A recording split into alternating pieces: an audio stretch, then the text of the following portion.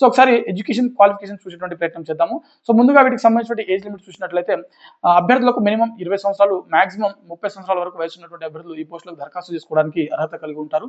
అదేవిధంగా ST, SC మరియు ఓబీసీకి చెందినటువంటి అభ్యర్థులకు ఇక్కడ వయో సడలింపు అనేది ఇవ్వడం జరిగింది. సో ఎస్సీ, ఎస్టీలకు 5 సంవత్సరాలు, ఓబీసీలకు 3 సంవత్సరాలు ఇవ్వడం జరిగింది అనమాట. ఓకేనా. సో అదేవిధంగా వీటికి సంబంధించినటువంటి ఎడ్యుకేషన్ క్వాలిఫికేషన్ చూసినట్లయితే ఐటీ ఆఫీసర్ సంబంధించిన ఉద్యోగాలకు సో ఇంజనీరింగ్ చదివినటువంటి అభ్యర్థులు కావచ్చు, లేకుంటే technology degree in computer science కావచ్చు, లేకుంటే ఐటీ, ఎలక్ట్రికల్ సంబంధించినటువంటి, ఎలక్ట్రానిక్స్ సంబంధించినటువంటి కావచ్చు. సో వాటి సంబంధిత సబ్జెక్టులు ఏవైతే ఉంటాయో వాటిలో డిగ్రీ ఉన్నటువంటి అంటే బీటెక్ చదివినటువంటి అభ్యర్థులు ఎవరైతే ఉంటారో వారు ఐటీ ఆఫీసర్ సంబంధించిన ఉద్యోగాలకు దరఖాస్తు చేసుకోవడానికి అర్హత కలిగి ఉంటారనమాట. సో ఐటీ ఆఫీసర్ ఉద్యోగాలు మనం ఇందాక చెప్పుకున్నాము. దాదాపుగా ఐటీ ఆఫీసర్ సంబంధించిన ఉద్యోగాలు ఖాళీలు వచ్చేసరికి 301 ఖాళీలు అయితే ఉన్నాయి.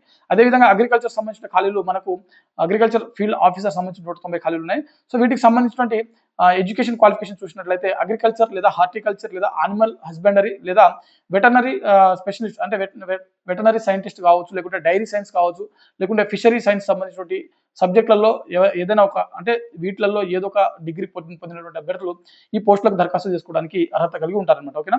సో అగ్రికల్చర్, హార్టికల్చర్, అదేవిధంగా యానిమల్ హస్బెండరీ, వెటర్నరీ కావచ్చు, లేకుంటే డైరీ సైన్స్ కావచ్చు, ఫిషరీ సంబంధించిన సబ్జెక్ట్ కావచ్చు. సో వీటికి సంబంధించిన డిగ్రీ ఉన్నటువంటి అభ్యర్థులు ఈ పోస్టులకు దరఖాస్తు చేసుకోవడానికి అర్హత కలిగి ఉంటారు. అదేవిధంగా రాజ్ భాష, సో రాజ్ భాష సంబంధించిన అధికారి పోస్టులు ఏవైతే ఉన్నాయో వీటికి post graduation in Hindi with English as a subject graduation అని చెప్పి మెన్షన్ చేయడం జరిగింది. సో ఖచ్చితంగా హిందీ సబ్జెక్ట్లో పీజీ చదివినటువంటి అభ్యర్థులు ఈ పోస్టులకు దరఖాస్తు చేసుకోవడానికి అర్హత కలిగి ఉంటారు. కాకపోతే డిగ్రీ లెవెల్లో వారు ఇంగ్లీష్ సబ్జెక్ట్ కంపల్సరీ ఉండాల్సి ఉంటుందని చెప్పి ఇక్కడ మెన్షన్ చేయడం జరిగింది. అదేవిధంగా లా ఆఫీసర్ సంబంధించిన ఉద్యోగాలు, సో ఎల్ఎల్బి చదివినటువంటి అభ్యర్థులు ఎవరైతే ఉంటారో వారందరూ కూడా ఈ లా ఆఫీసర్ సంబంధించిన ఉద్యోగాలకు దరఖాస్తు చేసుకోవడానికి అర్హత కలిగి ఉంటారు.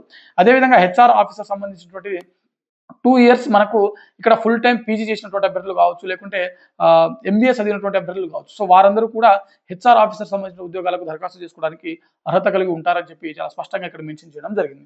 సో ఇది మనకు ఐబీపీఎస్ నుంచి విడుదలైనటువంటి స్పెషలిస్ట్ ఆఫీసర్ సంబంధించిన ఉద్యోగాల భర్తీకి సంబంధించినటువంటి కంప్లీట్ డీటెయిల్స్ అనమాట. సో ముందుగా మనకు ప్రిలిమినరీ ఎగ్జామ్ అనేది కండక్ట్ చేయడం జరుగుతుంది. ఆ తర్వాత మెయిన్స్ ఎగ్జామ్ ఉంటుంది. ఆ తర్వాత ఇంటర్వ్యూ అనేది కండక్ట్ చేయడం జరుగుతుంది. ఆ తర్వాతనే ప్రొవిజనల్ అలాట్మెంట్స్ అనేది ఇవ్వడం జరుగుతుంది. సో ఓవరాల్ గా మనకు 745 ఖాళీలకు సంబంధించిన భర్తీకి ఈ నోటిఫికేషన్ విడుదలైంది.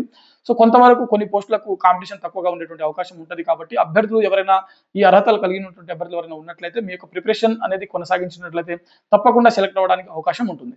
సో ఇది ఇవాల్టి వీడియో. మరిన్ని job updates and education updates కోసం చూస్తూనే ఉండండి Sakshi education. Thanks for watching. Thank you all.